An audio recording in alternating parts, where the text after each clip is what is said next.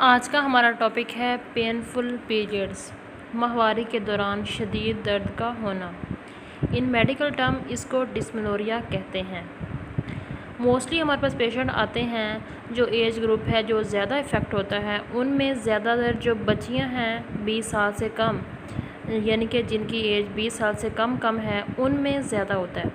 या वो बच्चियां जिनकी बलोगत जो है वो जल्दी हो गई हो, यानी 11 साल से पहले, या फिर वो ख़वातीन जिनके अभी बच्चे नहीं हैं, यानी अभी वो प्रेग्नेंट नहीं हुए, या फिर वो औरतें जिनके बहुत ही ज़्यादा हैवी पीरियड्स होते हों।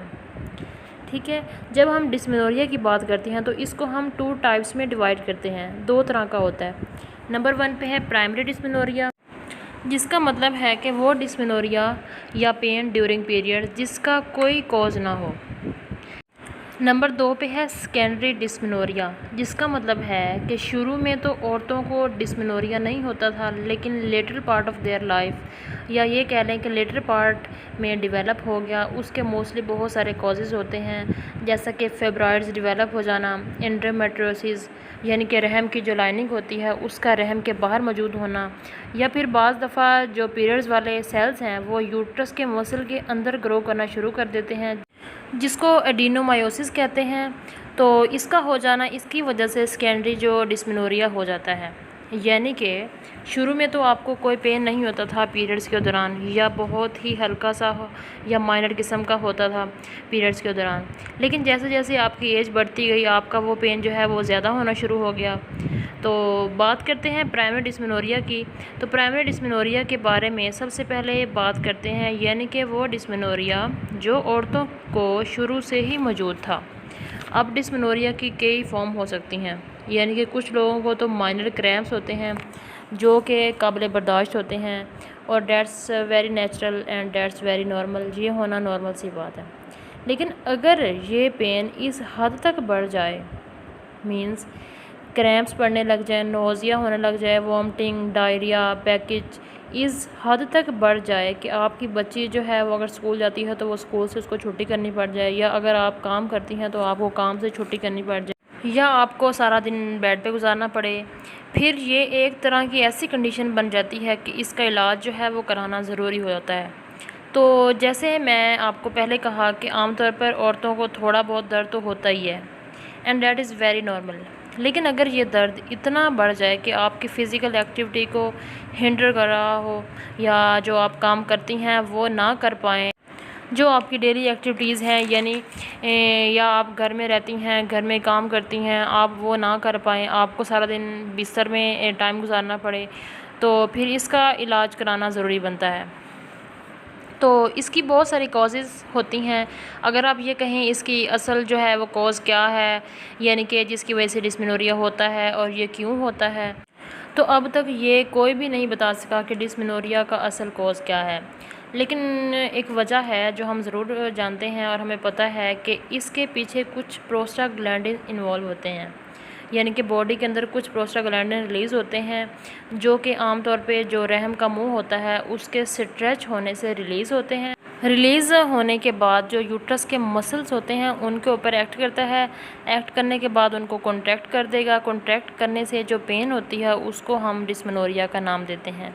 ओके, तो कुछ लोगों में ये सिर्फ क्रैम्प्स की फॉर्म में होता है, और कुछ लोगों में इतना शदीद होता है कि पीछे बैक में भी चला जाता है, और टांगों में भी, इसके अलावा इनर साइड ऑफ थाइज़ में भी चला जाता है, और इतना शदीद होता है कि पेशेंट जो है बिस्तर से उठ ही नहीं पाता, और उनको लगातार जो है मेडिसिन्स यूज़ करनी पड़ती हैं।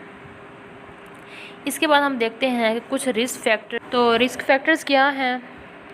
नंबर 1 पे आता है कि वो बच्चियां जिनमें बलोगत 11 साल से पहले हो जाए, वो लोग जिनको हैवी ब्लीडिंग होती हो, क्योंकि जब हैवी ब्लीडिंग होगी तो ये ब्लीडिंग, हैवी ब्लीडिंग जो जब रहम के मुंह से गुजरती है तो रहम के मुंह को स्ट्रेच करती है, तो जब स्ट्रेच करती है तो प्रोस्टाग्लैंडिन जो रिलीज़ हो रहा होता है वो इनक्रीज़ हो जाता है, और वो रहम के ऊपर एक्ट करते हैं और बहुत पेन कॉज करते हैं।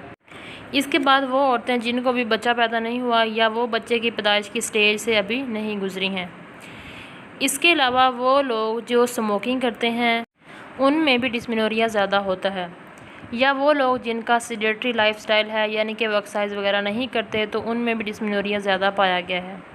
लेकिन हैरत अंगेज़ बात यह है कि जो औरतें रेगुलर बहुत ज़्यादा एक्सरसाइज करती हैं या जो एथलीट्स हैं, उनमें आमतौर पे डिस्मेनोरिया का जो बहुत ही कम रेशो पाया गया है। इसके बाद अब आप कहेंगे कि वो कौन कौन से फूड्स हैं जिनसे अवॉइड करना चाहिए कि आपको डिस्मेनोरिया ना हो। तो नंबर 1 पे जो है आम तौर पे हम एडवाइस जो करते हैं वो फूड जिनके अंदर कैफ़ीन शामिल हो उनको आप अवॉइड करें।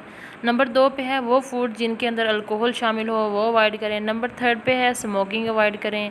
नंबर 4 पे है कि डीप जो है फैटी फ्राइड फूड्स उनसे अवॉइड करें। उसके अलावा अगर आपको बहुत ही डिस्मेनोरिया होता हो तो आप जो है वो हीट पैड्स यानी कि गर्म पैड्स यूज़ कर सकती हैं। आप फ्लूइड जो है वो ज़्यादा लें। अगर आप वार्म फ्लूइड यानी कि गर्म जो है वो फ्लूइड यूज़ करती हैं तो आपके लिए ये बहुत अच्छा है।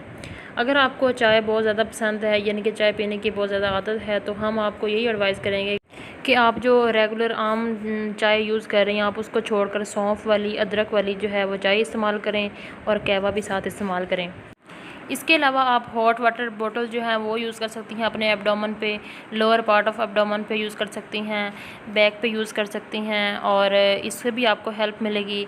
और आप गर्म पानी यानी कि नीम गर्म पानी में बाथ भी ले सकती हैं, नहा सकती हैं, तो इससे भी आपको बहुत सुकून मिलेगा। अब देखते हैं कि ऐसी कौन सी चीज़ें हैं जिनको हम डॉक्टर से मशवरा किए बगैर इस्तेमाल कर सकते हैं और उनसे हमें सुकून मिलेगा। तो उनमें से तो जो कुछ चीज़ें हैं जैसा कि टैबलेट ब्रूफन या आइबुप्रोफेन, ये हमेशा ये दवाई खाने के बाद इस्तेमाल करनी चाहिए। और ख़ास तौर पर वो लोग जिनको स्टमक का अल्सर का प्रॉब्लम है और वो लोग जिनको स्टमक के पेन का प्रॉब्लम है उनको ब्रूफन जो है टैबलेट ब्रूफन वो बिल्कुल भी नहीं खानी चाहिए और हमेशा ये दवाइयाँ डॉक्टर के मशवरे से इस्तेमाल करें। इसके बाद है टैबलेट पॉन्स्टन फोर्ट, ये भी जो है आपके पेन को कम कर सकता है और आपके लिए हेल्पफुल होगा। अगर आपको ज़्यादा ब्लीडिंग होती है तो उसको कम करने के लिए हम आपको जो मेडिसिन दे सकते हैं जैसा कि कॉन्ट्रासेप्टिव पिल्स, उनसे भी ब्लीडिंग कम हो जाती है और आपको सुकून मिल जाएगा। उसके अलावा कुछ सप्लीमेंट हैं जैसा कि vitamin B1, vitamin E, mega 3, vitamin D3 और मैग्नीशियम। इन चीज़ों को अगर आप सप्लीमेंट यूज़ करेंगी तो भी आपको डिस्मेनोरिया जो है वो कम हो जाएगा। इसके अलावा कुछ एक्सरसाइजेज़ हैं जैसा कि योगा, स्ट्रेचिंग एक्सरसाइजेज़ हैं, तो ये भी आपको डिस्मेनोरिया कम करने में हेल्पफुल करेंगे। इसके बाद वो चीज़ें जो आपको डिस्मेनोरिया के दौरान नहीं यूज़ करनी चाहिए या उनका इस्तेमाल कम कर देना चाहिए। नंबर 1 पे है कि साल्ट, नमक, इसका इस्तेमाल कम कर देना चाहिए। अल्कोहल अगर आप लेते हैं तो वो कम कर दें, कैफ़ीन का कम कर दें, शुगर को भी कम कर दें, ये बहुत इम्पोर्टेंट चीज़ है। अगर आप बहुत ज़्यादा डिस्मेनोरिया से सफ़र कर रहे हैं या पीरियड्स के दौरान बहुत ही ज़्यादा पेन होती है तो अपने डॉक्टर से ज़रूर विज़िट कर लीजिए, अपने डॉक्टर से मशवरा लीजिए ताकि आप जो है वो एक हेल्थी लाइफस्टाइल गुजार सकें। वीडियो अगर इन्फॉर्मेटिव लगी है तो प्लीज़ वीडियो को लाइक करें, शेयर करें और चैनल को सब्सक्राइब करें। अगर वीडियो के रिलेटेड कोई क्वेश्चन है तो आप कमेंट बॉक्स में पूछ सकती हैं। अब मिलते हैं नेक्स्ट वीडियो में, तब तक के लिए